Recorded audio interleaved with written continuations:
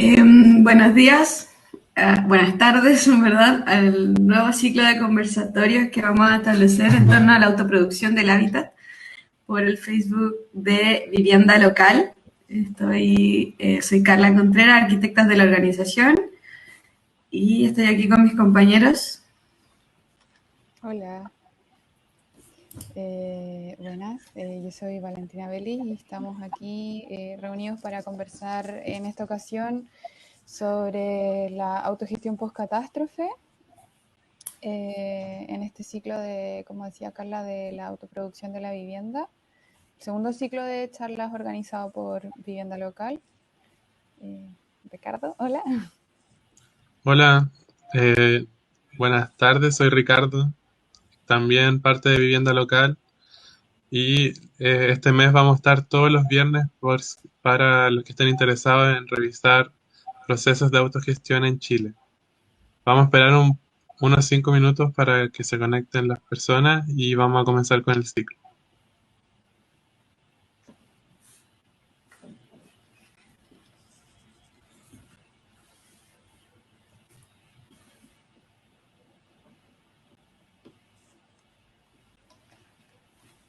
Sí, contarles que en esta ocasión vamos a estar conversando con Ruth y con Marcela, que son dos voceras de organizaciones que han tenido experiencias de auto,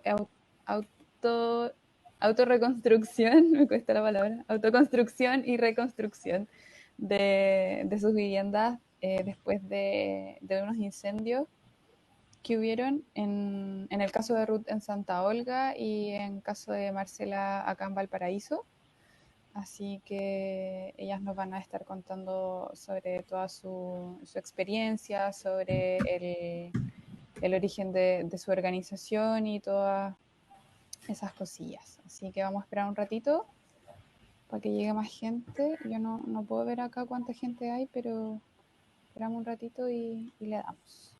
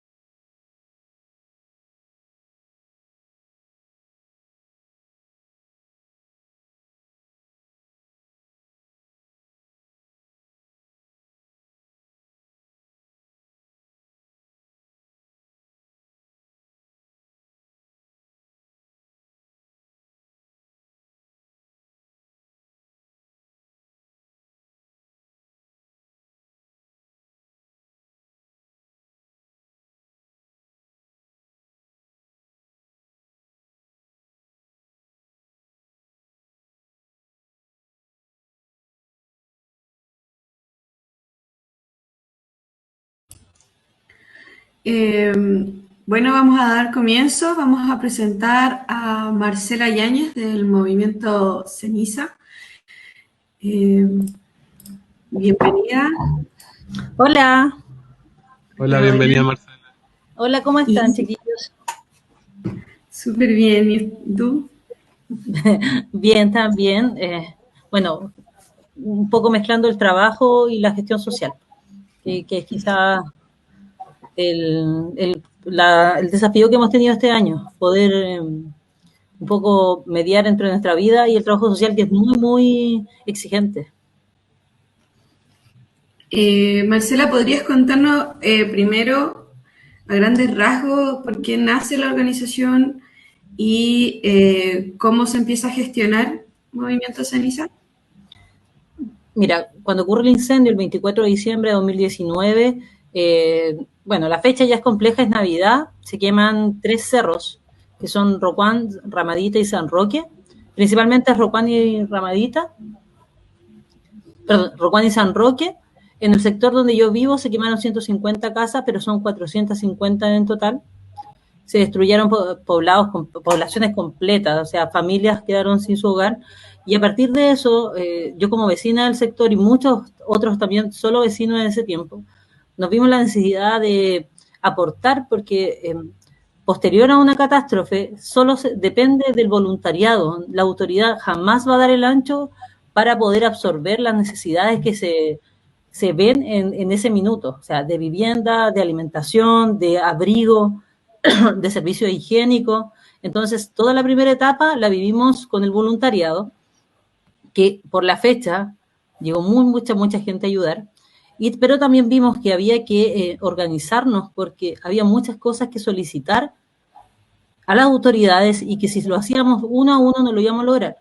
Y de esa manera nosotros nos organizamos con todas las juntas de vecinos de Rocuán, San Roque y Ramaditas en una primera instancia y comenzamos a trabajar como Movimiento Ceniza, que fue el nombre que nos pusimos porque necesitábamos tener un concepto que le diera identidad a los vecinos, porque paralelo al trabajo con las autoridades, nosotros también hacíamos asambleas constantes con los vecinos, porque todos nos vimos enfrentados a conceptos que no conocíamos y a situaciones que no esperábamos vivir. Y nosotros en nuestro poblado, o la gente que más afectada está, son adultos mayores, que nunca se compraron una vivienda, por lo tanto, siempre fue como la construcción en su propio terreno y de ahí surgieron. Por lo tanto, nunca pasaron por trámites similares a los que están pasando ahora. Y es a partir de eso que nosotros nos unimos y comenzamos a trabajar una serie de iniciativas que en un primer momento fueron lograr, por ejemplo, habían reuniones en que solo pedíamos que tuviésemos baños, que pasaron 2 semanas posterior al incendio y no teníamos baños en los cerros y se volvió una situación sanitaria muy compleja. Lo mismo ocurría, por ejemplo, con las camas. La gente, desde ONEMI y a través del municipio, solo se entregaba una colchoneta. No puede decirse un colchón porque es de una plaza de un grosor de 10 centímetros y eso era para una familia. Hay una frazada, creo. Eso era para una familia y no había nada más. Ni hablar de alimentación, ni hablar de techo. La gente durmió mucho tiempo en carpas que también fueron donadas. Entonces construimos, bueno, primero se destruye nuestra población, hay un dolor gigante, hay un impacto porque es una fecha que no se olvida fácilmente, porque tiene un componente afectivo importante. Muchos de nuestros vecinos incluso perdieron sus viviendas recién inauguradas, como que en la noche de Navidad la iban a inaugurar después de muchos arreglos, o tenían fiestas familiares con los regalos y con toda la inversión que eso significa. No es solo lo afectivo también, sino que hay cuestiones económicas, es el trabajo de la vida que se ve perdido en este proceso. Entiendo. Bueno, antes de comenzar como a profundizar más en el tema, vamos a invitar ahora a Ruth para que nos comente acerca de el comité de las villas en Santa Olga. Ruth, bienvenida. Voy a poner el zapato. Un placer estar acá. ¿Se escucha bien? Sí, ahí se escucha Sí. súper Ya. bien. Cuéntanos tu historia también para poder comenzar. Sí, bueno, contar nuestra historia comienza el 2017, en enero. Previo de eso, hubieron muchos incendios cercanos a nuestra localidad. Santa Olga queda aproximadamente 24 kilómetros de Constitución, que es la comuna a la cual pertenecemos, en la región del Maule. Un incendio que, bueno, Santa Olga fue conocido no solamente a nivel país, sino a nivel mundial, de no ser desconocidos totalmente, aparecimos en todos los lugares.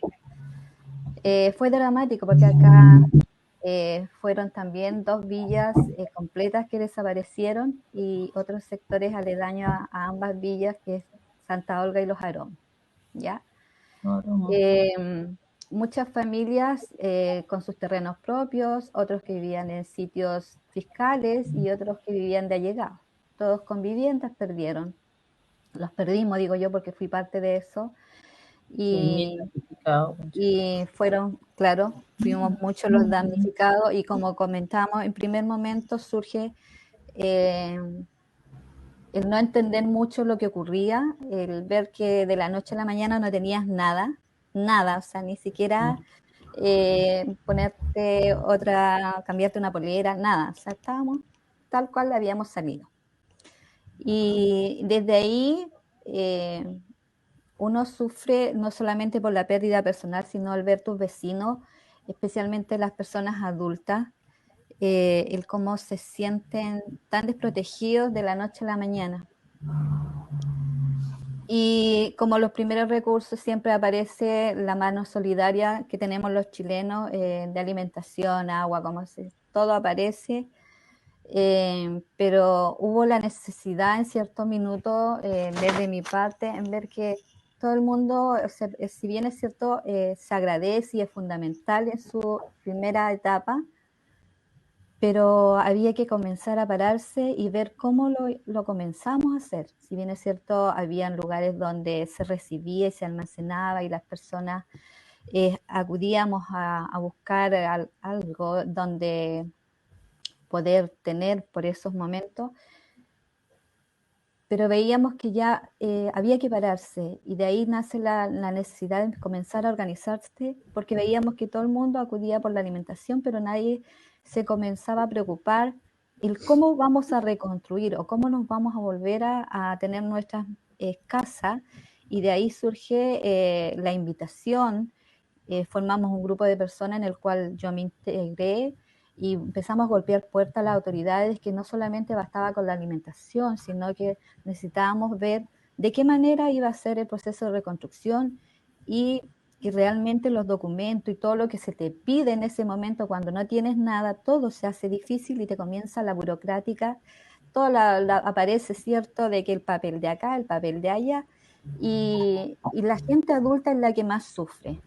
Y había que ayudar. Generamos reuniones muy grandes donde invitamos a todas las autoridades de ese momento, Serviu, municipalidad, para que comenzáramos a ver de qué forma. Y en base a eso se comenzó a organizar tanto los tipos de subsidios, llegó también desde el gobierno a nivel central, ¿cierto? La ministra de ese periodo, a comenzar a dar las directrices de los tipos de subsidios y todo lo que podíamos optar en aquel momento. Pero dentro de todos los procesos, creo que lo que más duele es toda la burocracia que tiene el sistema público para enfrentar este tipo de catástrofes. Si bien es cierto, se habla mucho de que estamos preparados, Chile pasamos de una catástrofe a otra. Por lo tanto, siento que falta mucho, hay mucho, pero dentro de ese mucho, las personas comunes y corrientes tenemos mucho que aportar, mucho que decir. Más allá del dolor, hay que echarse ese dolor a la espalda y comenzar a caminar. Y es como, a partir de eso, bueno, nosotros primero nos preocupamos como comunidad, y posterior a eso, ya cuando habían pasado un par de meses, recién ahí dijimos qué subsidio vamos a optar, desde lo que se nos estaba ofreciendo, y ahí comenzamos a agruparnos para formar el comité finalmente de las villas a partir de la autoconstrucción. Esa es un poquito la historia del cual surge todo este proceso de autoconstrucción. Muchas Bueno, gracias por muchas gracias. compartir la historia un poco de cómo surgen sus organizaciones. A partir de un incendio es lo que tienen ambas en común. Eh, para esto también habíamos preparado algunas preguntas para que nos pudieran comentar un poco más de cómo ha sido el proceso de autogestión que han llevado a cabo. Entonces, aquí va la primera pregunta.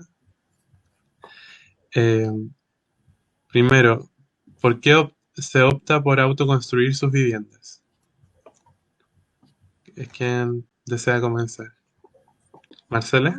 Sí, primero hacer un alcance respecto de lo que dice la señora Ruth. Sí, Las similitudes que tienen los procesos, pero las similitudes en quizás las debilidades. Porque para nosotros también ha sido un tema la burocracia con que se enfrenta este problema. O sea, este problema, esta catástrofe. Entonces, llama la atención que periódicamente hay incendios en el país, pero no existen protocolos de acción efectivas y que subsanen la necesidad de los vecinos o de las personas afectadas desde ya. O sea, bajo esa lógica, el próximo incendio que haya, porque obviamente lo va a haber, lamentablemente es así, va a tener los mismos problemas que la señora Ruth y nosotros hemos enfrentado, bueno, toda la comunidad que ella representa. Eh, Voy a la pregunta ahora, después de hacer ese alcance. La gente acá elige autoconstrucción porque el vínculo con el territorio es muy profundo y es complejo porque cuando ocurren estos incendios queda a la luz y es muy visible el hacinamiento, los problemas sociales de trasfondo. Entonces, teníamos, por ejemplo, 4 familias en un terreno y luego vemos que no podían quedarse ahí. Y muchos tuvieron que romper su tejido social e irse a regiones, o sea, a sectores mucho más lejanos, o sea, desde Valparaíso, por ejemplo, a Villa Alemana o a Quilpué. Entonces pierden todo su círculo y todos, bueno, acá particularmente es mucha familia, entonces pierden su familia, su red de apoyo, su comunidad.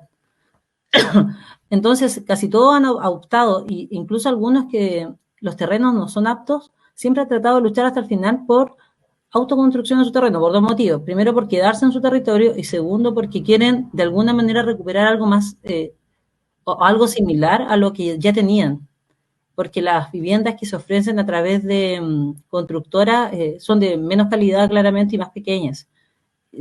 Sin contar que además aquí en Valparaíso o acá en el sector, la ladera es muy inclinada y tiene muchos, es muy compleja la construcción, por lo tanto parte del dinero asignado va a muros de contención, a pilares, a la mitigación propia del terreno y la vivienda cada vez se estica más. Además, bueno, eh, incluir que nosotros nos tocó un escenario particularmente complejo porque nosotros en diciembre de 2019 sufrimos la catástrofe y mediados de marzo, finales de marzo, empieza la pandemia que nunca pensamos que iba a ser tan larga. Y hasta ahora todos los procesos de reconstrucción están absolutamente detenidos. Nosotros no tenemos una reconstrucción efectiva aún.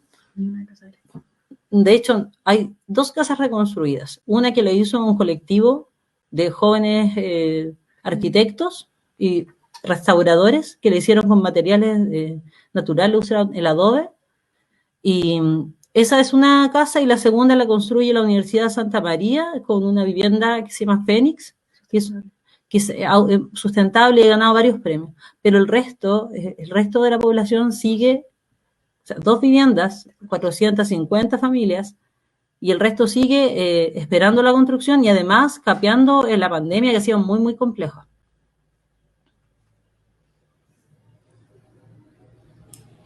Wow. Ruth, Bueno, en relación a lo que dice Marcela, bueno, tenemos muchas cosas similares, pasamos por una catástrofe similar y por ende van a haber muchas cosas de la burocracia que van a estar, inciden en lo que significa volver a recuperar tu vivienda. Bueno, nosotros a partir de todo el proceso vivido, acá lo que en su momento sí puedo dar luces que se mostró una variedad de modelos de construcciones de vivienda para que los vecinos optaran, ¿ya? Eso se dio en su minuto, desde 54 metros cuadrados, la máxima era 62 metros cuadrados, pero al menos hubo esa opción que no en todas partes se da, ¿ya? Pero había un grupo que estábamos fuera de eso, que no nos convencíamos porque teníamos construcciones mayores, ¿ya? Y, y lo otro también, ver que estás recuperando tu vivienda, no es que tú estés postulando porque tienes ganas o por una necesidad, no sé, de otro tipo. Acá estábamos que recuperar lo nuestro, ¿ya? Entonces, eso hace difícil muchas veces a las autoridades entender, o a las personas que están dentro de los servicios que no están preparados para comprender la situación de las personas en determinados momentos especiales, cuando suceden este tipo de eventos. Y el trabajo de decidir, de poder ser partícipe real de la recuperación de tu vivienda, hace que nosotros optemos por este tipo de subsidio de autoconstrucción. Una, porque podíamos decidir ya los metrajes a construir, los materiales, y aunque se fue un proceso muy complicado, porque no, dentro de la región nosotros no encontramos una entidad patrocinante que quisiera trabajar con nosotros en su inicio, pero pese a eso nosotros gestionamos, buscamos, y una de esas, el principal objetivo que teníamos era ocupar los recursos que se nos estaban dando en forma real en la reconstrucción de nuestras viviendas, porque aquí quienes ganan en este tipo de catástrofe son las constructoras, que se llevan el subsidio mayoritario de las personas, entregándoles subsidios miserables en la vivienda, ocupando los materiales, ellos los compran al por mayor y ocupando en los de menor calidad. Entonces después se presentan todas esas dificultades que vemos en distintos lugares de nuestro país, que se pasan los techos, que se parten las casas, porque no están pensando en el bien de la persona, sino en un bien lucrativo para ellos. Entonces, este sistema nosotros, dentro de todo el camino de poder optar, lo fuimos viendo, madurando un grupo de personas que creímos que éramos capaces, y nos hicimos el compromiso de caminar juntos hasta que se construyese la última vivienda. Y es por eso que nace el comité Las Villas, ¿ya? Porque gestionar este tipo del 1 a 1 no resulta. El gestionar en equipos conformados por personas que luchan por un mismo objetivo facilita, y tocando puertas, y siendo catetes muchas veces, y demostrando también que uno es conocedora de sus derechos, ¿ya? Es conocedora de lo que se está pidiendo, de lo que se quiere recuperar y por qué. Y también exigir que a ellos en servicio público están para eso. Servicio público, servicio hacia las personas, por lo tanto tienen que hacer su trabajo como corresponde. Creo que ha sido un amplio conocimiento a partir de este trabajo, que si bien es cierto, como lo decía Marcela, ocupa mucho tiempo, muchas horas, reuniones eternas al inicio, pero vale la pena el gestionar tu construcción, porque te dignifica y estás reconstruyendo lo propio y estás involucrado en todo un proceso. Claro, súper potente el testimonio. La pregunta que seguía creo que ya como que fue un poquito respondida más que nada por Ruth, que era cómo ha sido el proceso de postulación y entrega de subsidios de autoconstrucción, y bueno, como comentabas tú, eso de que se queda la mayor parte del fondo en la constructora y ellos como que ven cómo hacen lo que quieran, en verdad, como para construir la casa, sin tomar en cuenta tanto como los sentires de la gente en ese momento, yo creo, porque igual es un momento sensible ya construir tu casa, pero ahora reconstruirla es otro tema. Entonces, bueno, la pregunta siguiente, voy a hacer 2 preguntas al tiro. Yo me quedé con una duda del relato de Marcela. Yo tenía una pregunta para la señora Ruth. Dale, sí. Señora Ruth, ¿cuánto tiempo demoraron ustedes en la autoconstrucción desde el inicio hasta la entrega de las llaves? Mira, nosotros todavía estamos en ese proceso, son 4 años, ¿ya? No es un proceso simple.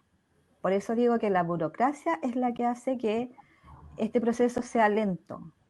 Nosotros recién en diciembre, a fines de diciembre del 2017, nos formamos como comité y comenzamos, ya previo a eso teníamos todo un camino recorrido de dónde teníamos que ir, cómo teníamos que hacerlo, tocar puertas. A eso fue un trabajo que en ese minuto la persona que estaba, el director de Serviu de acá de Constitución, no tengo nada que decir, una persona muy disponible, trabajaba 24/7, no disponía de tiempo, a veces nos llegaba a las 12 de la noche y nosotros estábamos ahí en Serviu con él para que pudiese explicarnos todo, porque este subsidio, a lo mejor nos vamos a pasar a otra, pero démosle, este subsidio está como muy escondido, ¿ya?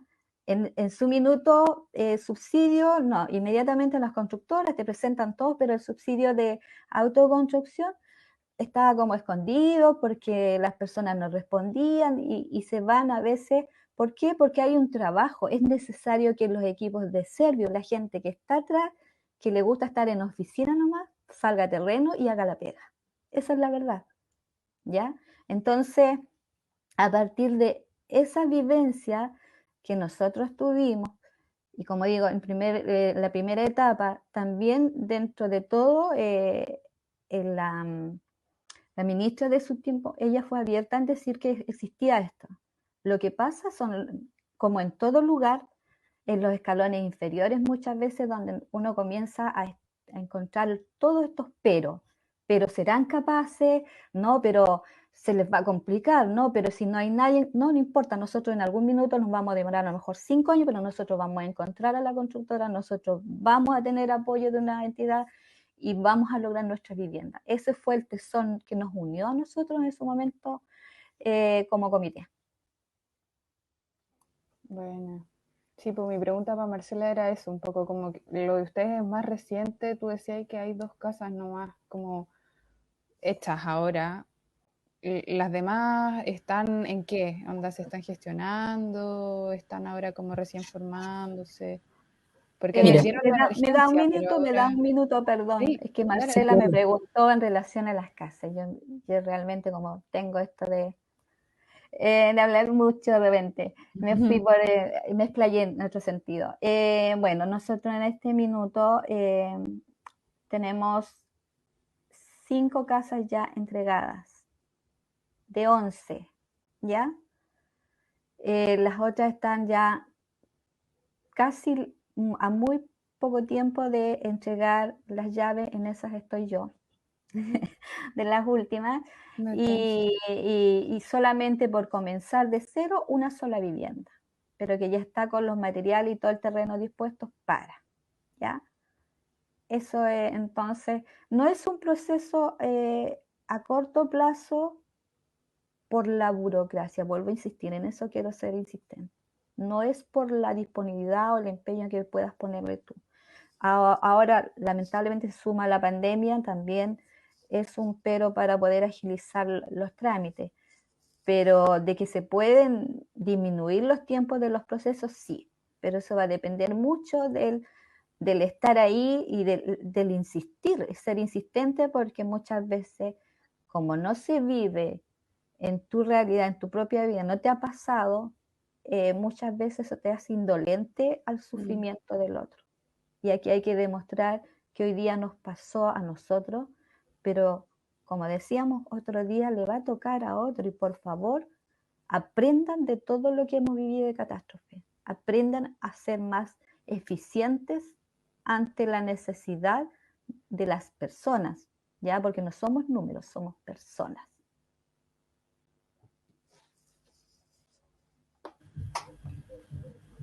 Gracias, señora Ruth, por la respuesta.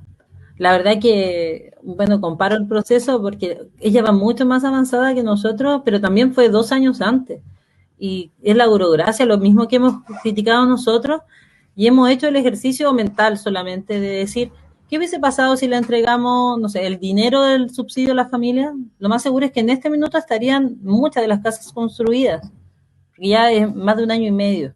Y bueno, y para responder la pregunta que me hacía, nosotros podemos separar esta catástrofe en 2 etapas. La primera, que fueron los 3 primeros meses, previo a la pandemia, esto es prepandemia, donde nosotros podíamos reunirnos todas las semanas con los vecinos, educarnos todos respecto de los conceptos nuevos que surgían, enseñarles y mostrarles toda esta gama de subsidios que habían.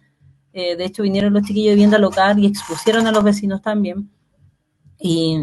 Pero post pandemia hay una primera etapa en que todo se detiene porque nadie sabía cómo actuar, no solamente en relación a nosotros, sino a nivel nacional para mi gusto. Y luego es un avance muy lento. De hecho, nosotros hemos logrado solo la entrega de subsidios para compra de vivienda nueva y usada, que tiene ciertas desventajas también porque a nosotros nos toca un alza del valor de la vivienda increíble y además ahora nos va a tocar un alza de los materiales de construcción terrible. Entonces a los vecinos, porque afortunadamente yo no soy damnificada y creo que eso me ha permitido ayudar más porque estoy en mi casa, pues, en mi ambiente. Pero le ha tocado súper pesado, de hecho es una espera eterna, una espera muy larga y muy en solitario porque ni siquiera se pueden reunir ahora, porque están todos separados, entonces hay un vecino en el cerro al lado, otro en la casa de un familiar y no se pueden ver, no se pueden apoyar y es súper complejo. Entonces estamos todavía porque también hay que entender que la pandemia limita. Sí. Claramente limita, no podemos ser ciegos ante esa realidad que es obvia. Entonces, también entendemos que no se puede avanzar, que quizá en algún minuto no se podía hacer terreno, pero aún así es muy burocrático el proceso. De hecho, nosotros hemos tenido varias veces problemas con los pagos de los subsidios. Me imagino que a la señora Ruth le habrá pasado algo similar, que se atrasaban 2 meses y después pasaban 6 meses más y volvía a pasar lo mismo, a pesar de que ya se había vivido en una primera instancia. Y aún así, coincido también con la señora Ruth, muy, muy, muy similar, en que la gente del Serviu es muy comprometida con su trabajo y está siempre dispuesta a trabajar, pero no depende de ellos, en verdad, es parte del proceso burocrático de la entrega de estos recursos a los vecinos.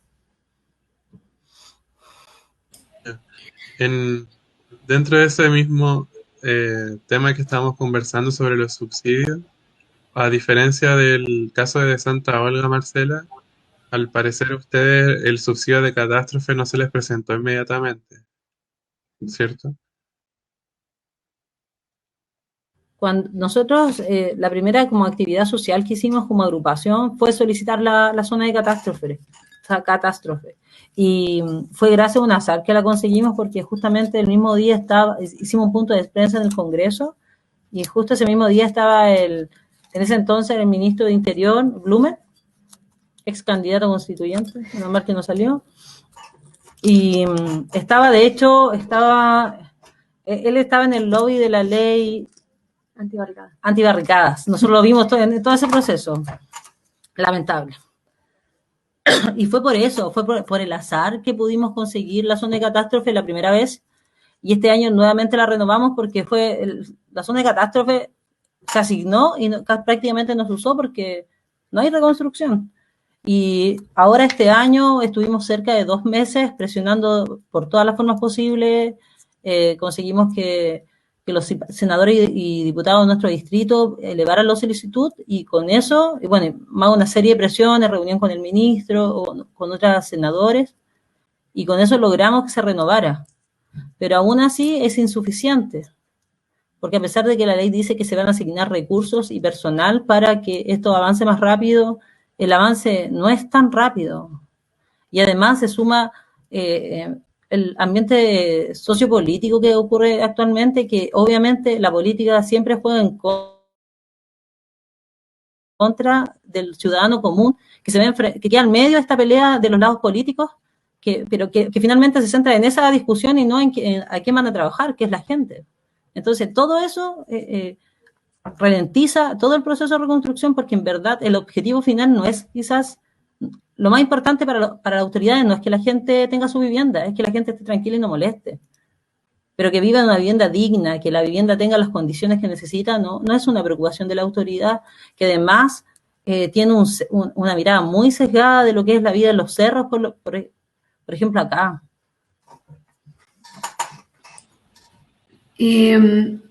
Ustedes han nombrado harto con respecto a cómo finalmente la comunidad y la presión que ustedes han hecho han llevado a cabo ciertos pasos en el proceso de reconstrucción. ¿Podrían contarnos un poco más sobre esas estrategias de formar comunidad, de autogestionar recursos, de cómo se organizan, de cómo finalmente se lleva a cabo la organización de ustedes como movimiento y como comité? Bueno, en primera instancia voy a tomar también lo que hablaba Marcela en relación a las autoridades que están en su momento. Nosotros, en cierta manera, creo que la autoridad de su momento que nosotros tuvimos, más allá de que siempre hay errores burocráticos, todo, sí tenían la bajada, sí llegaban mensualmente a una reunión con con mesas que se formaron y la mesa transmitíamos a la comunidad completa para que todos estuviesen informados. O sea, se dieron los espacios al menos y se pudo canalizar. Una también que no tuvimos que enfrentarnos a la pandemia. Eso nos facilitó también el poder canalizar toda esta información, mayoritariamente fuera ampliada y fuera conocida, ¿ya? Esta mesa también que se generó supo canalizar y exigir y no estar pidiendo el por favor, porque acá no es un favor, es solamente devolver lo que nosotros teníamos en su momento y como Estado le corresponde, nosotros nos correspondía que el Estado cumpliera y respondiera ante nuestras necesidades. No exigimos lo que correspondía. Por lo tanto, se nos dio eso. Para nosotros también fue un quiebre cuando hubo un cambio de gobierno, también nos tocó muy cerquita y también era como comenzar a contar la historia de cero. Entonces muchas veces tú dices, bueno, está bien, cambian las autoridades, pero la información tiene que quedar para que no estar contando la triste historia todos los días de cómo ocurrió, qué pasó, cuántos son los afectados, cuáles son las necesidades. Entonces, creo que una de las grandes falencias que recurren, que al momento aquí en este país, al momento de que un ciudadano tiene una deuda, lo sabe todo Chile, toda la autoridad, están todos los computadores muy bien canalizados, ¿cierto? Todos organizados y todo el mundo hace un clic y sabe si estás o no estás endeudado en algo, ¿ya? Pero ante una catástrofe resulta que tú tienes que estar dando tus datos en todo lugar y contar la triste historia que fue un proceso que se dio al inicio. No es que, y andar con una famosa ficha que a nosotros nos dieron, no sé si en Valparaíso igual lo dieron, que era la FIBE, la famosa FIBE, pero sí los subsidios fueron canalizados, pero por la exigencia, como te digo, y una comunidad que en su momento se supo organizar para poder salir adelante. Porque si no, el cambio de gobierno y la burocracia nos hubiese hecho aún más extender los plazos, ¿ya? Y también dentro de Servius se mantuvo ese nexo de encontrar y nosotros de tener la capacidad de decirle, miren, nosotros estamos en esta verdad, que el que viene se suma y eso es lo que nosotros necesitamos. Nosotros no estamos para estar contando la historia, nuestra triste historia todos los días. Y creo que lo entendieron y yo no tengo nada que decir con el equipo que hasta el momento estamos trabajando. Más allá de los lineamientos gubernamentales que pudiesen existir, ¿ya? Bueno, en relación a la pregunta de cómo nosotros nos involucramos, bueno, primero desde el Servio, como ya le hemos dicho, nosotros ahí abriéndonos si el subsidio de autoconstrucción existe, dando explicaciones, nosotros queremos recuperar y ser parte de esta reconstrucción de nuestras viviendas. Nosotros no queremos que una empresa nos me venga a decir de cuántos metros, si es de 1 metro mi baño o yo lo quiero de 2 o 3, ¿ya? Pero no encontrábamos entidades y tuvimos que gestionar y entre toda esa búsqueda, bueno, clic, apareció vivienda local dentro de nuestro camino. En primera instancia nos comunicamos con Sebastián, tuvimos largas jornadas con Sebastián, hicimos un vínculo también con él y después se integró parte del otro equipo, pues ya conocimos y Camilo, que ya es parte como de mi familia, porque nos hemos visto tantas veces con ambos y siempre son bienvenidos quienes vengan con estos muchachos que se atrevieron a trabajar con nosotros. Gestionar eso en ningún momento se nos dio de ningún servicio público. Miren, estos vecinos se formaron como en comité y quieren autoconstrucción, facilitemos, busquemos, nosotros le vamos a facilitar a encontrar una entidad, nada. O sea, dentro de eso está muy lejos todos los servicios públicos en relación al servicio social que se necesita, que las personas que pasamos por estos momentos tan difíciles, en el momento estén ahí, pero para dar soluciones reales. Tuvimos que gestionar, golpear la mesa con obra, tuvimos que ampliar la visión de este equipo de Servio que nos decía, no, es que ustedes la tarjeta son 2 compras, no, que una compra, que no, pues y nosotros fuimos generando y ampliando que no era una compra, que cómo lo íbamos a hacer, buscar también empresas de los materiales que nosotros requeríamos de acuerdo a nuestras necesidades, no solamente las que nos estaban planteando. O sea, fue un conocimiento en muchas áreas en relación para la autoconstrucción de nuestras viviendas. El buscar empresas, en este caso nosotros maderera, de cemento, que si había un convenio con una, no, ¿por qué no se amplía más? Porque podemos tener las opciones o sea, fuimos insistentes y hemos sido insistentes hasta el último día, lo vamos a seguir haciendo porque corresponde, ¿ya? Y cada subsidio, cada cosa, siempre le damos la otra vuelta y por qué no se amplíe, por qué no si somos nosotros, si nos dan un subsidio, por qué nos tienen que estar ustedes coartando, de qué forma, cómo nosotros lo vamos a usar si nosotros queremos lo mejor para nuestra vivienda, porque es mi casa la que yo estoy reconstruyendo. Por lo tanto, ¿quién mejor que uno va a saber sus propias necesidades y lo que quiere? Y creo que a medida que más personas se sumen a este trabajo social y sigamos golpeando la mesa, digamos así, en forma, si bien es cierto, siempre con el respeto que se merecen, pero siendo muy conocedores de cuáles son nuestros derechos y que no nos vengan a imponer, que yo insisto y siempre lo voy a decir, es una vergüenza que hoy en día todavía se sigan construyendo viviendas de 54 metros cuadrados. No lo acepto, son 2, pero en una familia siempre se va a ampliar y por último va a llegar una visita y se va a necesitar espacio. Creo que las autoridades en este país tienen que comprender que autogestionar el subsidio que ellos otorgan y que sean las familias que decidan, creo que va a depender mucho de cuánto podamos nosotros hacer visibles estos procesos y cómo las personas entiendan que es posible más allá de que es una forma de que va a requerir mayor tiempo, mayor compromiso, pero vale la pena porque vas a recibir lo que tú necesitas. Eso.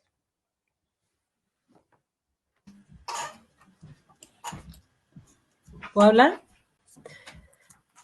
Bueno, es increíble las similitudes que vemos con la señora, que veo con la señora Ruth, el hecho de que ella decía del pelear los derechos. Yo siento que siempre la autoridad usa la ignorancia de la población a su favor, en el sentido de que si uno no sabe que le toca, voy a poner un ejemplo súper sencillo, que le tocan 2 ventanas, te van a poner una.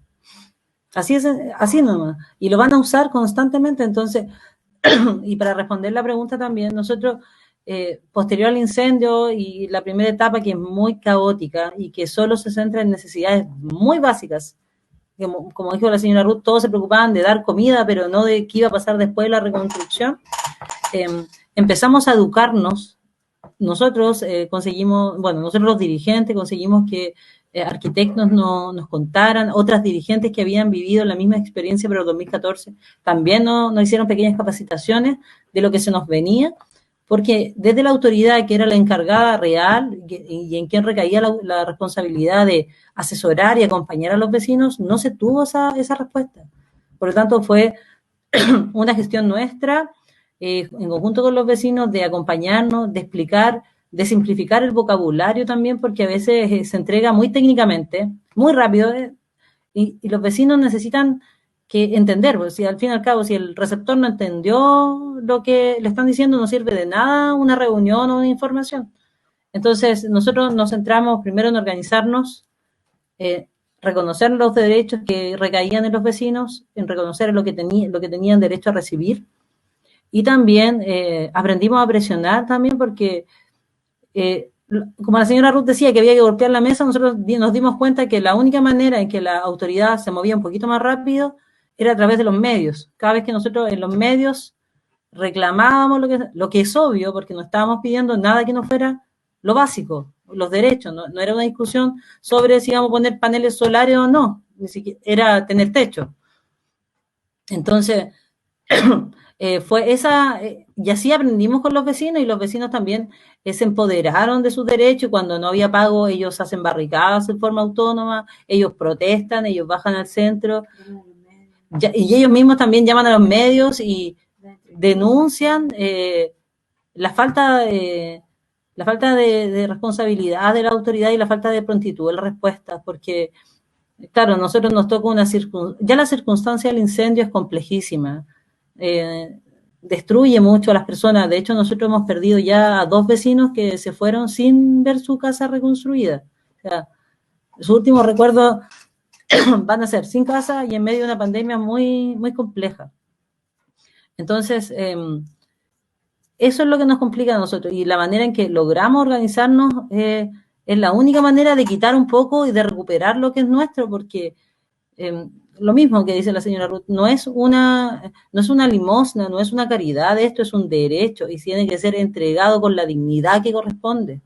O sea, que un proceso de reconstrucción sea tan largo habla claramente de que hay una falencia, que no es posible que pase eso.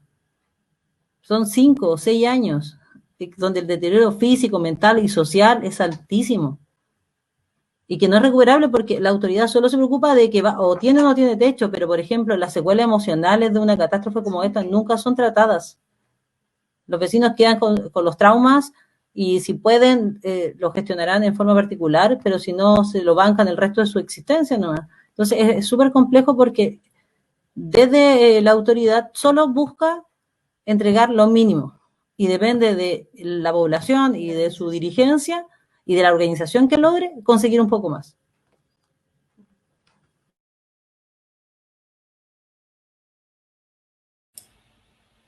Bueno, yo creo que está súper claro que mucho más allá, aparte del incendio propiamente tal, tienen mucho en común con respecto a cómo se han ido gestionando este proceso de reconstrucción, con respecto a la burocracia, con respecto a cómo las autoridades también les responden y bajo qué circunstancias también. En ese aspecto, no sé si nos pueden comentar también con respecto a qué otras formas de financiamiento han logrado desarrollar, aparte de las que les entregan en Serviu o la institucionalidad. ¿Han logrado desarrollar otras que les permita, por ejemplo, gestionar mejor los recursos para su vivienda? Cualquiera de las dos puede partir. A ver, en ese sentido, más que nada, bueno, otros recursos nosotros no, aparte de solamente gestionar de dónde nosotros podíamos abaratar los costos para la construcción, porque generalmente las empresas con las que trabajan, como es este país, compituto, todo es compituto, generalmente son las empresas que tienen mayor alto el valor que nosotros necesitamos de los productos. Entonces, esa gestión nosotros la hicimos para abaratar los costos.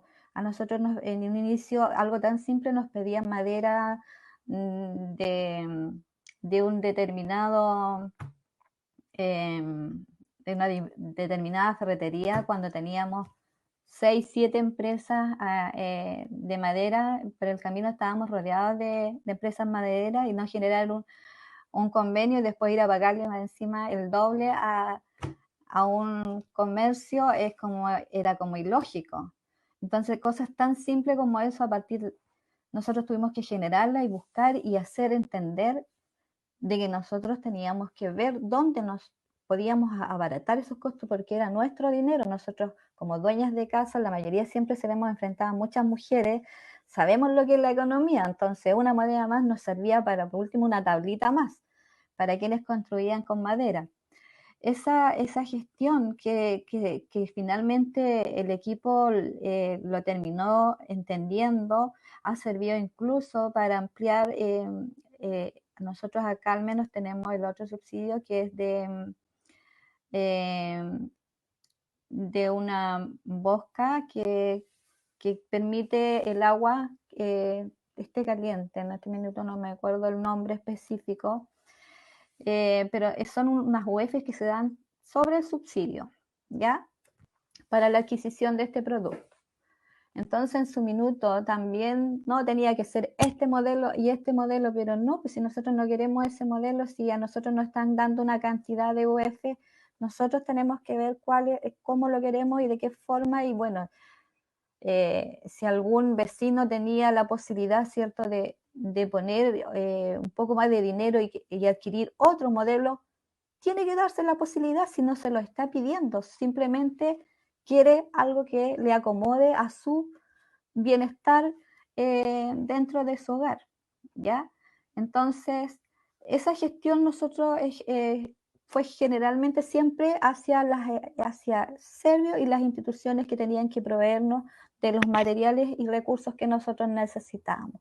Otros extras, más nada, nosotros solamente nos organizamos como comité, que necesitamos tener recursos, pero a partir de nuestro esfuerzo, financiarnos, por ejemplo, para poder tener a nuestros chiquillos que tenían que viajar, o sea, financiar toda esa parte. Nosotros como comité nos organizamos, pero sin ningún apoyo externo, ¿ya? Porque acá, menos a esta altura, si al inicio tú tenías que andar en todas las instituciones repitiendo de que eras parte de una catástrofe, hoy día que han pasado 4 años, imagínate, o sea, menos van a escucharte en relación a de una necesidad. En muchas organizaciones públicas incluso se nos llegó a decir, oye, ¿cuántos metros es tu casa? Por ejemplo, ya siento tanto. Oye, pero como media casa no lo vas a hacer, o sea, con esa, como, oye, si tú vivías en tal local, entonces eso también de mirar a las personas o de cuestionarla o de inmediatamente tiquearla de acuerdo a un sector determinado, pensando que por solamente ser Santa Olga, y yo creo que también a Marcela, por el hecho de serlo, o sea, no, pues si todos vivían poco y más en un metro cuadrado, entonces ¿cómo van a querer ahora una casa mayor? O sea, una irrealidad, una mirada que tienen de la visión de comunidad. Oye, por favor, si es cosa que salgas, no sé, por último no te bajes de un vehículo, pero por favor, si eres una persona pública y estás en un cargo, sal, da una vuelta, mira por último, aunque no te bajes, para que te des cuenta de lo que te rodea y en un momento determinado suceda algo, poder tomar determinaciones desde una realidad que tengas tú, algo concreto, visible, que tú lo viste, y no desde una realidad de una oficina que no tienes idea. O sea, sí, casitas en tal lugar, sí sé quemar unas casitas, pero son pobladores, poco y más son pobladores y nos tiran así. Bueno, y aunque sean pobladores, con su sacrificio obtuvieron sus casas, por lo tanto significa que el Estado tiene que hacer devolución de una vivienda digna. Eso es lo que a mí me parece, y creo que la gestión más grande y el conocimiento más grande que hemos hecho hasta este minuto en cada vecino, de entender que su construcción, lo que realizó su sueño, está haciendo realidad, y con un apoyo que tuvimos que generar nosotros.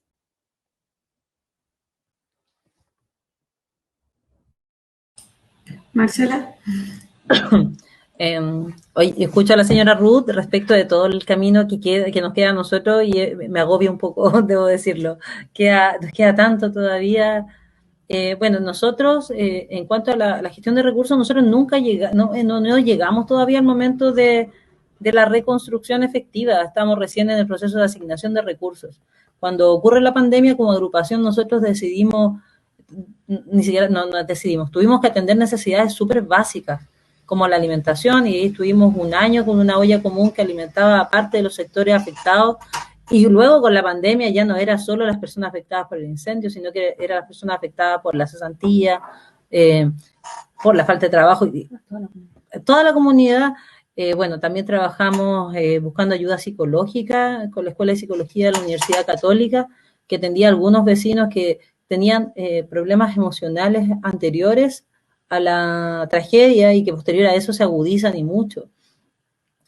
También hicimos entrega de mercadería, trabajamos como en operativos médicos, siempre buscando en este minuto proteger a la población que ya estaba muy, muy vulnerada. Entonces, la gestión de recursos adicionales no es una etapa que nosotros todavía vivamos. Tuvimos mucho tiempo solo tratando de resolver las cuestiones inmediatas, porque a nosotros nos pasó que muchos vecinos trabajaban y sus herramientas estaban en sus viviendas. Entonces no solo perdieron la casa, sino que también perdieron sus instrumentos de trabajo. Y la entrega o la reposición que hacen a través de FOSIS es muy, muy lenta y nunca se acerca a lo que ellos tenían. O sea, un ejemplo, el monto que se da de 500.000 pesos y habían vecinas que me decían, mi maquinaria inicial, la primera que usé hace 10 años vale 400.000 pesos ahora. Entonces, no hay una recuperación real porque nunca las medidas son a la talla de las necesidades. Como dice la señora Ruth, las decisiones no son tomadas por personas que conozcan la realidad de los pobladores, sino que a partir de los sesgos propios que tenga quien tome las decisiones. Y estas políticas públicas siempre van a estar influenciadas por este sesgo. Entonces, si es un sector vulnerable, no necesita mucho bajo esa lógica. Es como las mejores los espacios públicos, que siempre son sin áreas verdes, sin espacios deportivos, porque si nunca lo tuvieron, ¿por qué lo van a merecer ahora? Esa lógica impera. Entonces, el derecho a una vivienda digna y a un proceso digno y respetuoso no existe.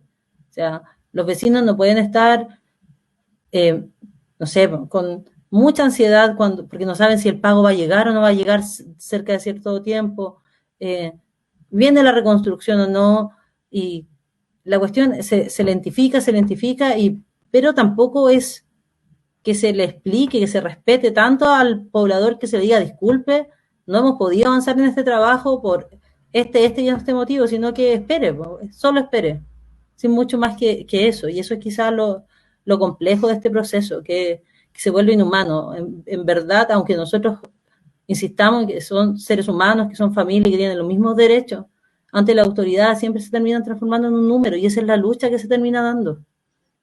Al revertir constantemente esa visión de que son pobres, necesitan poco. ¿Para qué quieren más? Si lo mismo, el tamaño de la casa, por ejemplo.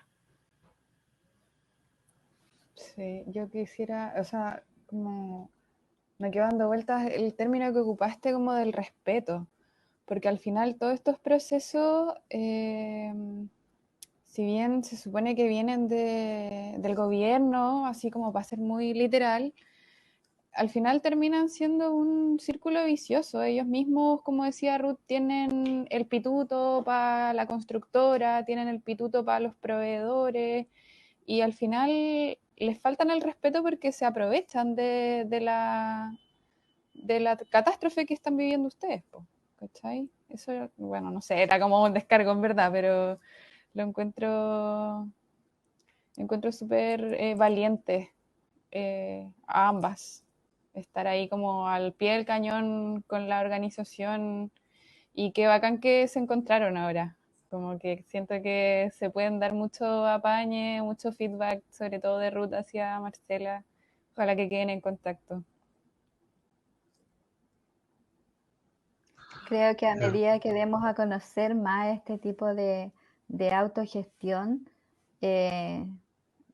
mayor puede ser la exigencia y el aprendizaje para otras personas que, o desconocen o no se atreven.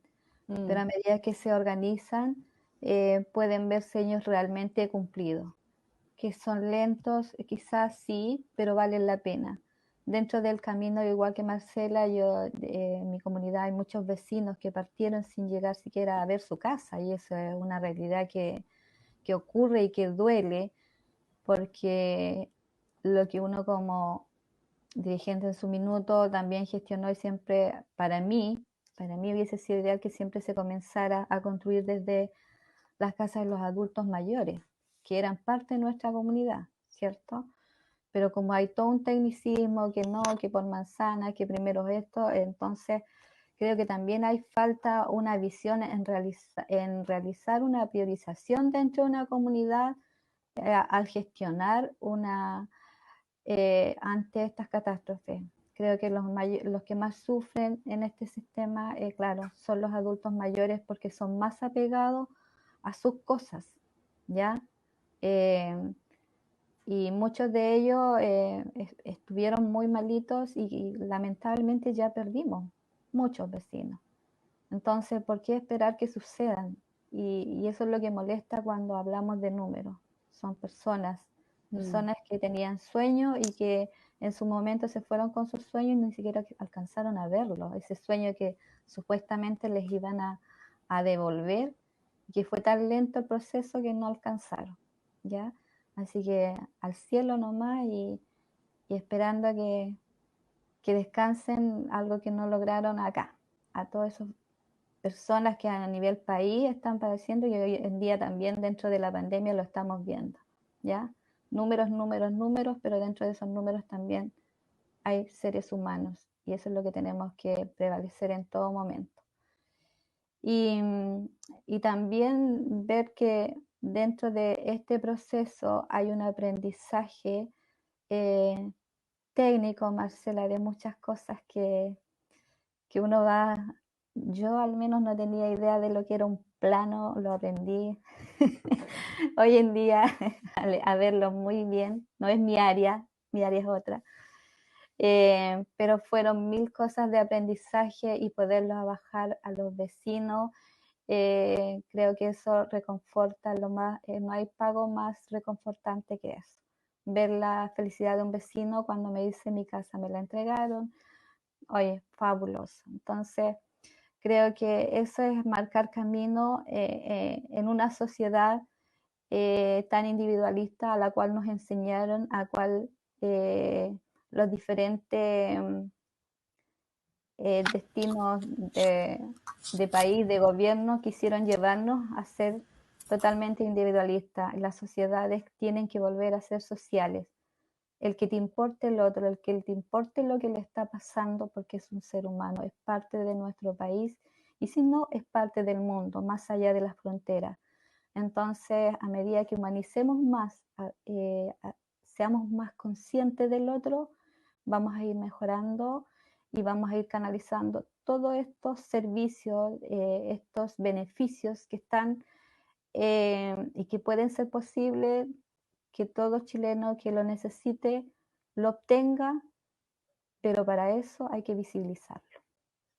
Eso. Sobre lo mismo que han conversado ahora, sobre que a veces se consideran a las personas más como números que como personas, les quería consultar también cómo ha sido el proceso o cómo fue en realidad en que se asignaron o se van a asignar los subsidios, sobre la discriminación también o clasificación de las personas a quienes se les asigna, a quienes no. Sobre eso sí nos podrían comentar y vamos a invitar a Camilo Cajigal, quien formó parte del proceso de autoconstrucción junto a Ruth Solís, para que complementen entre los dos. Hola Camilo. La respuesta. Hola, Camilo. Hola a todas y todos, Ricardo, Ruth, tanto Hola, tiempo. tanto tiempo. Hola Marcela, Sí. gusto. Bueno, por favor, señora Ruth. no, acá en cuanto en relación a los subsidios, otorgamiento de subsidios, la verdad que acá fue bastante ampliado, incluso las personas que en su minuto no tenían, estaban en áreas fiscales o en áreas verdes o estaban de allegado, ellos obtuvieron un subsidio y se les construyó una población solamente donde están agrupados todos aquellos vecinos que eran allegados o vivían en áreas verdes y no tenían un título de dominio. Acá fue bien extensivo en ese sentido. Yo no puedo decir que algún vecino también se otorgó el de compra de vivienda, el que quería irse a otro lugar. Vuelvo a insistir quizás el primer pie de las autoridades iniciales fueron bastante visionarios, llamémoslo así, pero fueron muy amplios su mirada y se otorgó, estuvo esa posibilidad.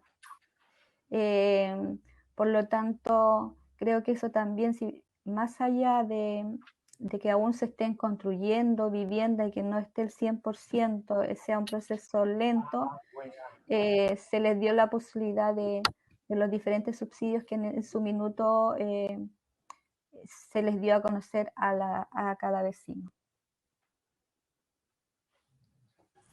Desde mi perspectiva, quizá podemos diferir. Yo creo que el derecho a la vivienda como tal no es efectivo, porque nosotros todos los vecinos, porque, o sea, la idea es que si ocurre una catástrofe como esta y hay problemas habitacionales donde una familia completa no tiene techo, entonces, por ejemplo, todas las personas que eran arrendatarias, por no tener una vivienda previa, a pesar de que sí existía el problema de habitabilidad, no se le asignó un subsidio y no tuvieron derecho a la reconstrucción ni a la compra de vivienda. Y, por ejemplo, en el sector de los campamentos, aquellas personas, la única opción era dejar el campamento. Entonces, muchos de nuestros vecinos, ante el miedo, quizá ante la inseguridad que entrega un territorio nuevo, desconocido, prefirieron no irse y quedarse en el lugar donde estaban en condiciones complejas. Entonces, para mi gusto, para el Estado, entre menos subsidios asignes, mejor. Y va a tratar de sacar a los que más puedan. Nosotros hemos peleado caso a caso vecinos que, por ejemplo, si están solo en el registro social de hogares, una persona, no sé, de 28 años sin hijos, por no estar casado o con hijos, no se le asigna subsidio. Entonces hay una forma de discriminación, porque no es una obligación. Teníamos una vecina de 38 años, la recuerdo muy bien, que ella armó su casa, vivía sola, tenía una casa individual porque siempre los georreferencia y todo lo demás, y no le querían dar vivienda, y nosotros lo considerábamos muy injusto porque decían, si tuviera un hijo sería mucho más fácil, pero no podíamos condicionar la entrega de una vivienda, que es un derecho humano básico, al tener o no hijos. O sea, no puede ser secado así. Lo mismo que ocurre con los arrendatarios, que alguien arriende, obviamente hay un problema de vivienda, el arriendo empobrece a las familias, empobrece profundamente una familia porque son carísimos, no importa el sector. Entonces, tampoco tuvieron derecho y no hubo, de hecho los arrendatarios, nosotros lo único que pudimos pelear fue que se le entregara extendidamente los subsidios de arriendo por más tiempo, pero nada más, no logramos que se le entregara vivienda porque por ley es imposible hacer eso. Entonces, yo siento que el derecho a la vivienda va a estar súper condicionado y por lo tanto no es un derecho, porque aquí asumo que si una familia no tiene casa, pues sea cual sea su condición inicial, debe terminar esta catástrofe con una vivienda por lo menos, porque el daño que se le genera social, económico y psicológicamente es muy profundo y nunca las medidas del Estado las van a reparar por completo. Sí, toda la razón en ese sentido. Si bien es cierto el cuestionamiento que ponen ante la reconstrucción, y ahí volvemos nuevamente a su visión burocrática que tienen solamente, porque si hay una catástrofe, estamos haciendo, miramos toda la población, hacemos un catastro de todas las familias que vivían allegados en áreas verdes, arrendatarios, todos perdieron, por lo tanto, el deber del Estado sería devolver a todos independiente de su vivienda. Punto 1. También acá lo que sí nos encontramos, por ejemplo, con muchas personas adultas, en algunas fallecieron previo al incendio, pero tenían su casa. En alguna oportunidad había un hijo mayor en la vivienda, en otra, o sea, generalmente los hijos mayores, y después era muy complejo devolverles porque no lo querían reconstruir porque empezaban a pedir que cuáles eran los hijos. Entonces, para mí, o sea, si había una vivienda, devuélvanla. ¿Cómo lo resuelve la familia? Es problema de la familia, no es un problema de Estado, porque la vivienda estaba en ese lugar, ¿ya? Creo que también dentro de todas esas falencias está la de las viviendas de personas que por no contar muchas veces incluso con hijos en el extranjero que se dio acá, no querían devolverle la casa aún existiendo un hijo mayor en esa vivienda.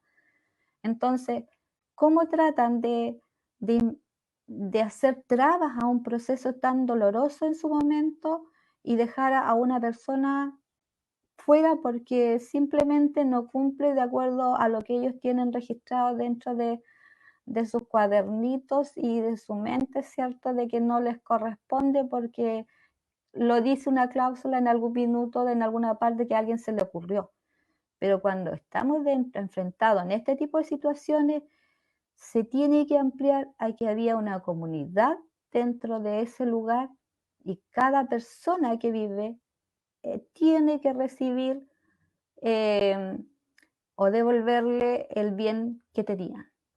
O si no lo tenían, tienen el derecho, como decía Marcela, los arrendatarios, una plata que no va a ninguna parte y que muchas veces trabajan el mes más para el arriendo que para la propia alimentación o bienestar de sus propias familias, por tener un techo. Entonces, dentro de todo este proceso se ven muchas injusticias.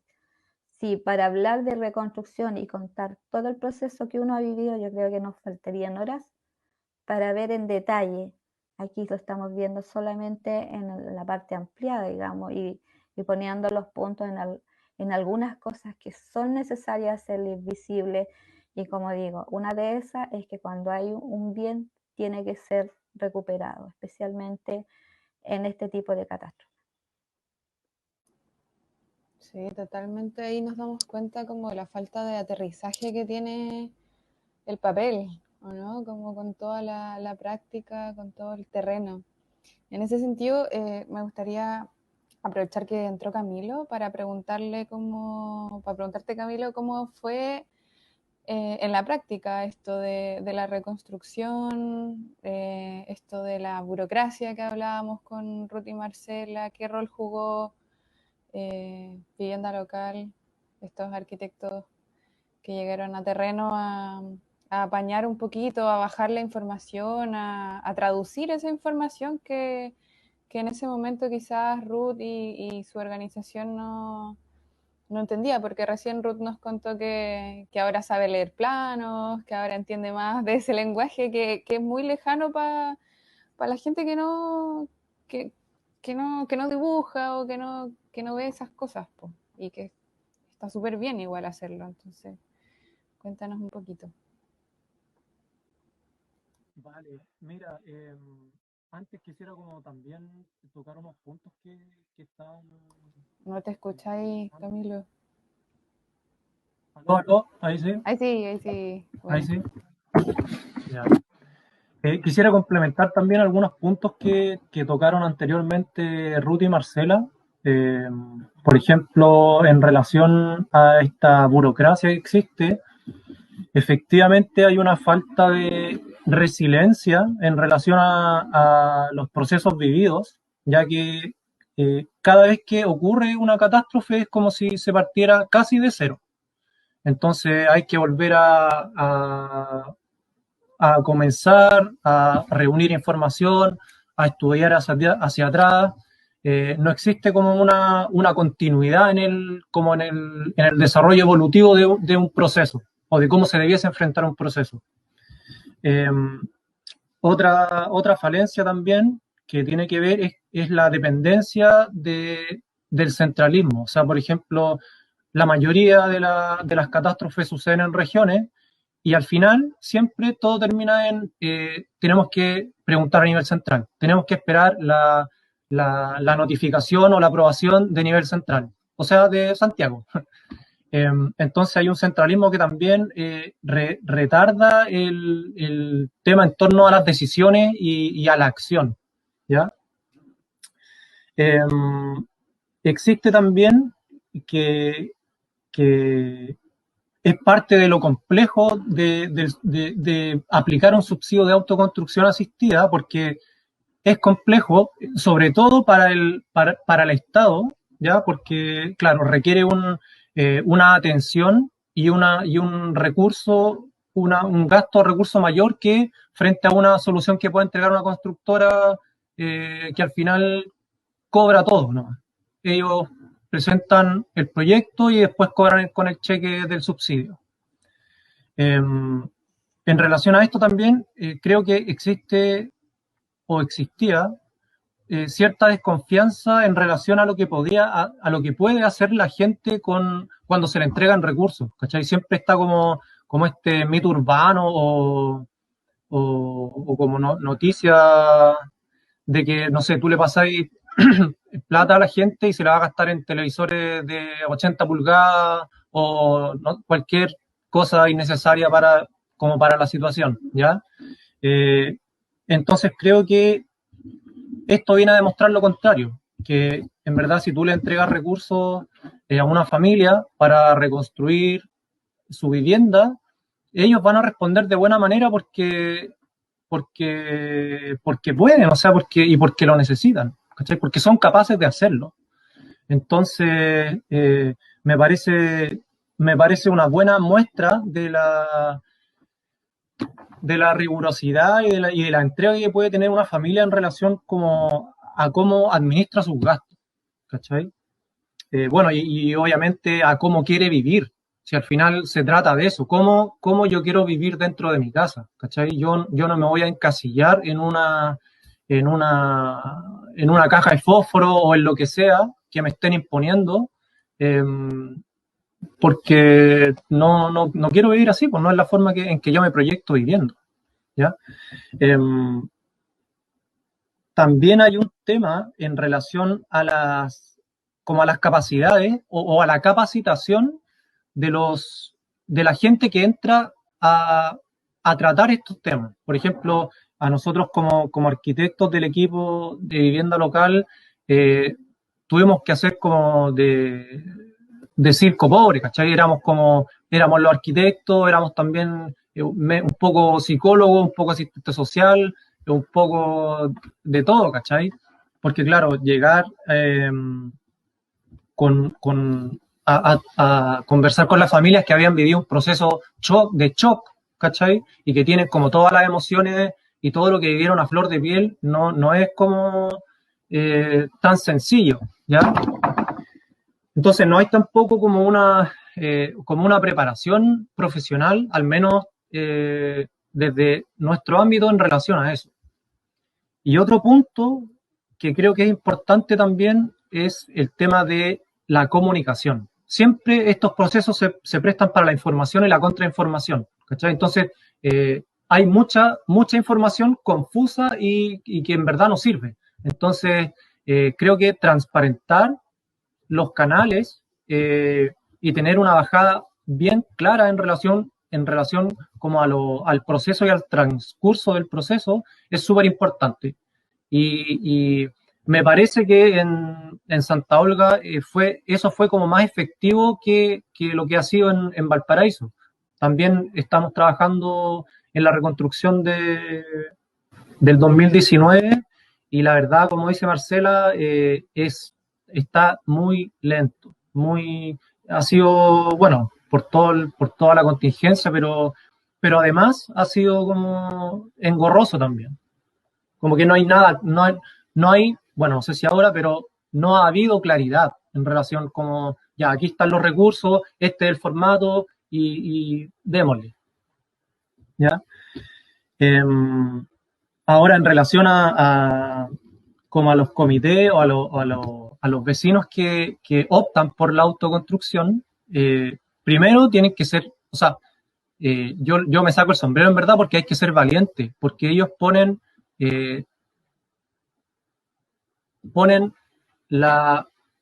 sobre la urgencia, ponen como lo importante, ¿ya? Lo urgente es tener la casa, y todos quieren la casa rápido, y mi casa es súper normal, pero claro, ellos logran tener una visión un poco más como quizá a futuro, y en verdad saben que esto es un proceso más lento, más largo, y en el que van a tener que estar involucrados todo el tiempo, pero aún así optan por ello. Por ejemplo, en el caso de los vecinos de Santa Olga, algo que a mí me sorprendió era que, o es que ellos dicen que aunque haya vecinos que terminen su casa y estén viviendo en su casa, van a seguir siendo como parte activa del comité, ¿cachai? Y eso es súper importante porque mantiene la cohesión del grupo. Y tú con cohesión del grupo lo que puedes hacer es meter presión a niveles de otros poderes, por ejemplo, o con el Servio, con la MUNI, o con ministerio, etcétera. Y eso va agilizando también los procesos. Entonces, el tema de mantenerse unido a través del tiempo es como algo bien importante.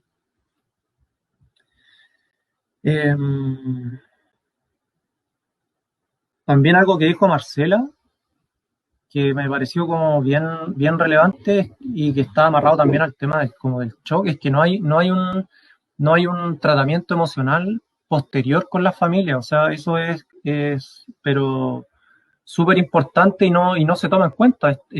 Quedan como en una situación de abandono, que después como que se traspasa en otra esfera. Entonces, bueno, eso era un poco como lo que quería aportar en relación a lo que se ha dicho. Ahora, en relación al proceso que hemos vivido, sobre todo con Santa Olga, bueno, yo trabajo con el comité, con los vecinos desde el 2017, ya son casi 4 años. Y ha sido bien interesante porque lo que tuvimos que hacer al principio para poder trabajar con ellos fue generar un convenio, porque a ver, con nuestros recursos no podíamos solamente, ¿ya? Y porque sabemos que los subsidios se demoran en pagar, hay que entregar una serie de cosas, te tienen que aprobar una serie de cosas antes de que tú puedas recibir como una retribución por tu trabajo. Entonces, con los vecinos hicimos algunos acuerdos que nos permitieron agilizar el tema del diseño, de ir a visitar los terrenos, entablar como las conversaciones en relación a los proyectos, y así poder prolongarlo y hacerlo de buena manera también para nosotros, ¿cachai? Porque de hecho eso nos permitió trabajar con ellos. Si no hubiésemos podido. Y eso es parte de su organización también y muestra como su voluntad y sus ganas de que en verdad querían como trabajar con nosotros. ¿Ellos? Bueno, Disculpe, Camilo, le había avisado antes que yo estaba un poco corta de tiempo. Quiero alcanzar a despedirme y agradecer el espacio. Un gusto conocer a la señora Ruth. Es muy inspirador su trabajo y toda la lucha que ha dado. Chiquillos, gracias por abrir estos espacios porque esto va a volver a pasar en Valparaíso. Lamentablemente, ya ha pasado, de hecho. Entonces, es necesario que la gente se dé cuenta que nos puede pasar a cualquiera en cualquier minuto y vamos a enfrentarnos a lo mismo que estamos contando todo este rato y parece un círculo vicioso eterno. Así que muchas gracias por el espacio, chiquillos. Se agradece también la colaboración que han tenido con nuestra organización y un gusto conocerla, señora Ruth. Igualmente, que le vaya muy bien y cualquier cosa que necesite a distancia, no hay problema. Muchas gracias. Que estén bien, chiquillos. Le voy a pedir su número a Ricardo, por si acaso. Se lo voy a pedir. Gracias, Marcela. Ya, chao. Chao, Marcela. Que estén muy bien. Que te vaya muy bien. Chao. Muchas gracias por participar también. ¿Continúa, Camilo? Claro. ¿En qué está? Bueno, y en relación también al proceso, algo que ha sido bien importante es que los vecinos han estado como súper presentes, presionando a las autoridades. Ellos exigían reuniones, nos exigían presencia y siempre estuvieron como ahí, siempre pulsando como sacar su proceso adelante, que no se estancara ni se quedara como pausado. Hubo una coordinación entre Serviu, entre los vecinos, el comité, y nosotros, que igual fue bien interesante porque desde un principio como que se definió un norte, ¿cachai? Y tú cuando tienes un norte claro para todos, eso facilita y da como el pie para que todo avance relativamente más rápido. O los roces que van surgiendo hay una intención de sacarlo adelante de la mejor manera posible, ¿cachai? Y eso también es como parte de la buena voluntad de los profesionales y de la gente que está participando de la reconstrucción, que todos sabemos que hacia dónde vamos, ¿cachai? Entonces, de Servio también han sido lo que más han podido, me imagino, como en ese sentido, estamos remando para el mismo lado, o hemos remado para el mismo lado.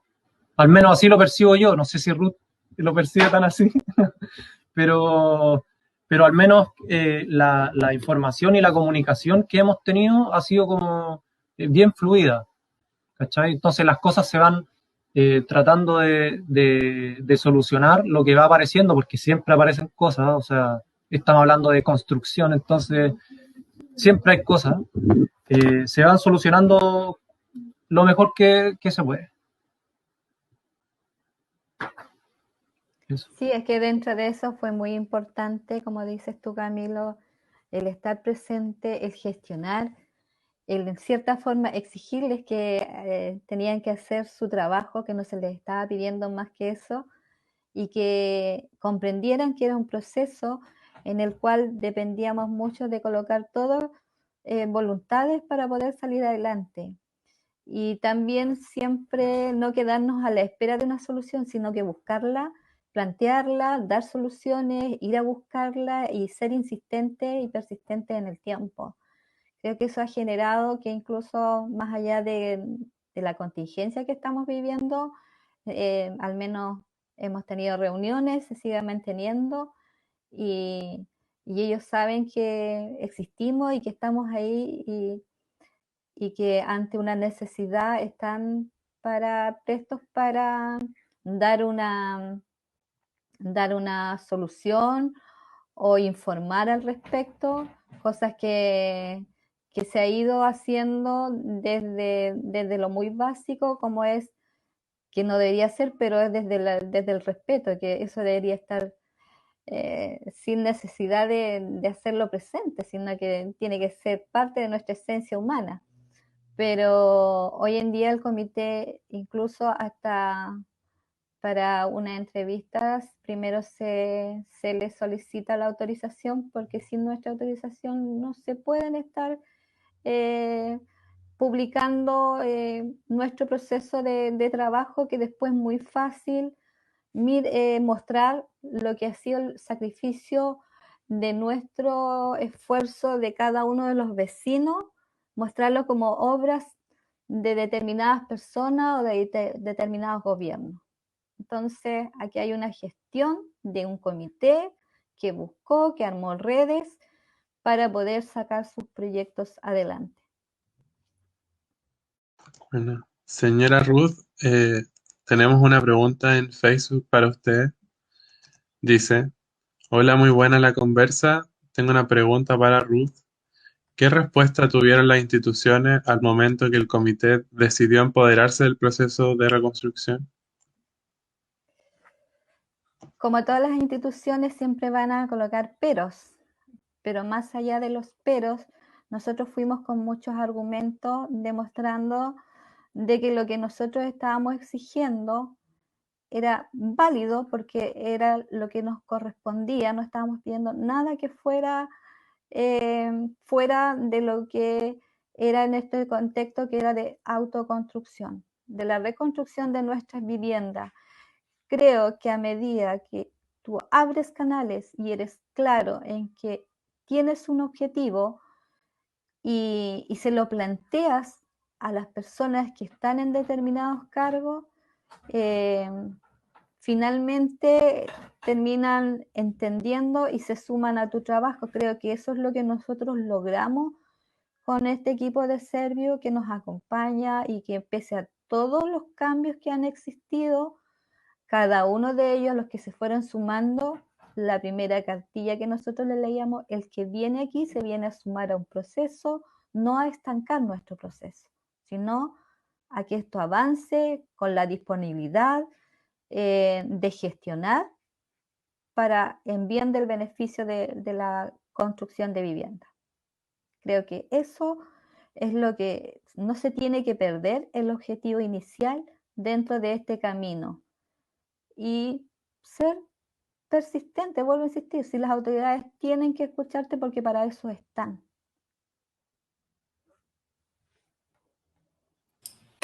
Sí, me gustaría complementar en este sentido. Dale, Camilo. Sí.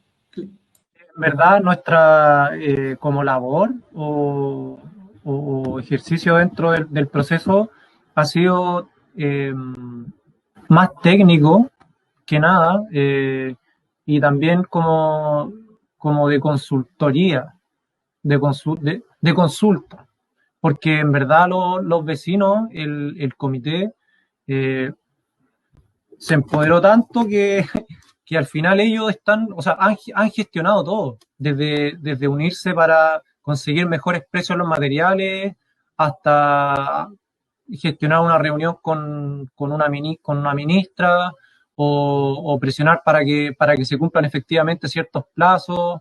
Eh, o sea, yo creo que aquí hay un empoderamiento real que ha permitido que el proceso avance y no se estanque, porque eso es difícil de lograr en un proceso de reconstrucción que no se estanque. Eh, sin ir más lejos, por ejemplo, hay proyectos de la catástrofe del 2014 de Valparaíso que aún están sin recepcionar, ¿cachai? O sea, han pasado, ¿cuánto? 7 años y todavía están ahí. Pero bueno, eso otras cosas. Entonces nosotros lo que hemos hecho más que nada es acompañar y estar ahí como atento a las jugadas que ellos van haciendo. Y claro, la labor de técnica que es de nuestra profesión.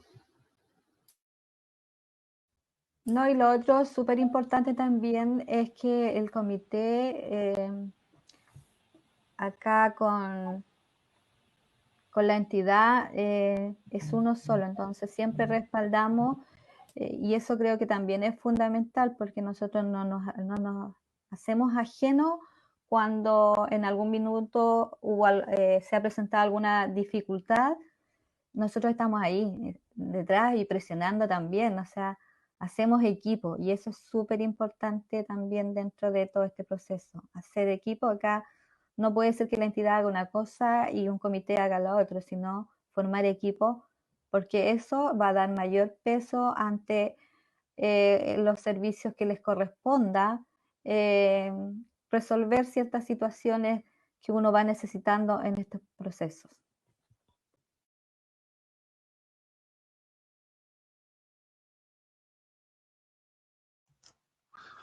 Bueno, con eso yo creo que vamos a concluir el ciclo de charla, el conversatorio que surgió hoy. No sé si Ruth y Camilo tengan palabras para el final. Y desde ahora ya agradecerles por estar aquí, también a Marcela, que nos acompañó. ¿Tienen algún mensaje que quieran entregar?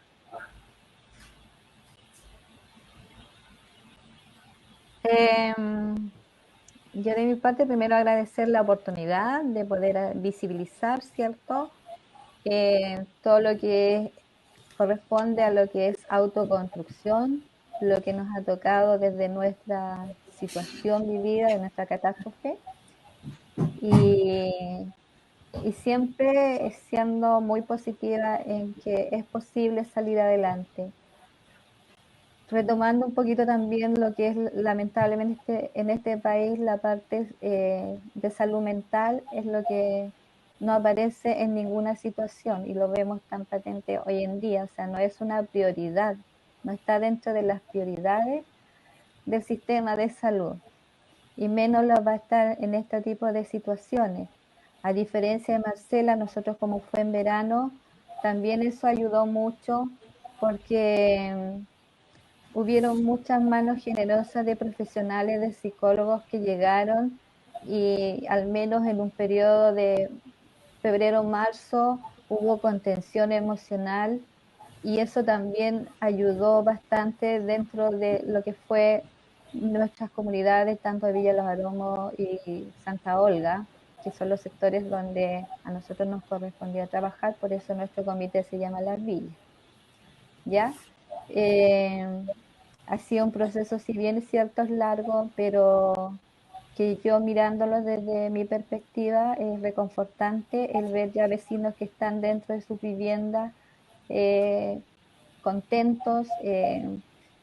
Creo que el formar equipo, la oportunidad que tuve de conocer a Sebastián, a Camilo también, me ha enriquecido en este camino tanto personal como profesional. Y, y nuevamente agradecer y bueno, a que nos puedan estar viendo, ¿cierto? Motivarlos y de que existe esta posibilidad de autoconstrucción y también siempre no pensar en las grandes entidades patrocinantes, sino buscar a, a estos chicos que con esfuerzo, con todas las ganas, dan de su tiempo, fueron capaces de atravesar regiones para llegar a nosotros. Así que solamente en Valparaíso yo siento que es una fortuna tenerlos a quienes estén cerca y aprovecharlos. Y ojalá aparecieran muchos más a nivel país para ayudar en todos los lugares que las personas lo necesiten, especialmente en esta carencia, esta necesidad de reconstrucción de vivienda digna para cada uno de los chilenos y chilenas de este querido Chile. Eso, así que muchas gracias y una oportunidad que se ha dado para hacer visible lo que ha sido nuestro proceso. Bueno, yo también quería agradecerle a usted, chiquillas y chiquillos, por la labor que están haciendo de levantar esta información y generar estos espacios que son necesarios igual, sobre todo en estos tiempos de cambio externo e interno. Y tocar, o sea, bueno, también hablar sobre algo que dijo Ruth, que para nosotros también ha sido súper enriquecedor, tanto personal como profesionalmente, poder entablar una relación con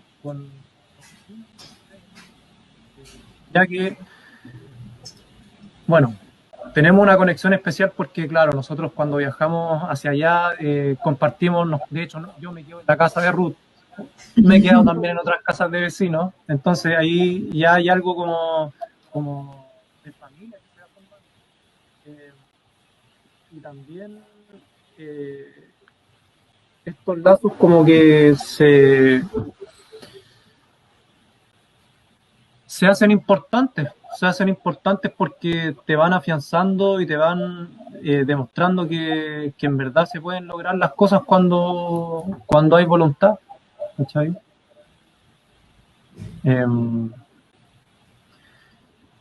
Eso, así que le agradezco a Ruth también, a los vecinos, por la hospitalidad, por la gentileza en general, ¿cachai? Por el trato, por el respeto, como tú bien decías. A pesar de que al principio no estábamos muy convencidos, terminamos como, hablo a título personal también, como con un pedazo mío allá, ¿cachai? Y de Santa Olga. Y en relación como a la autoconstrucción también, claro, ojalá porque la autoconstrucción sí está abierta como subsidio para postular como en situación regular, pero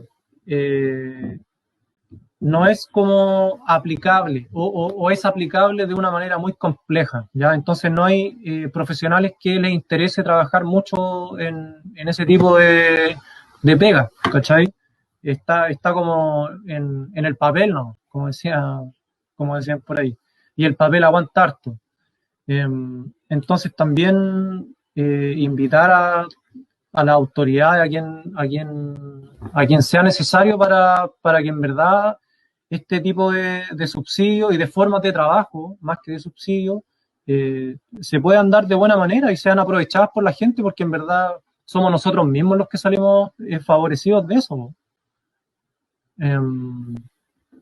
Así que eso, pónganse las pilas ahí con eso.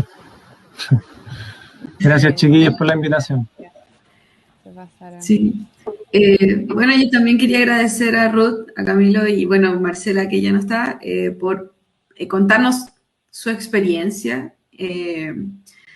También expresar mi admiración por la valentía y como el poder y la potencia que tienen como para enfrentar estos procesos y también desde una perspectiva muy eh, como contra marea, contra todo lo que les dijeron que era mucho más fácil.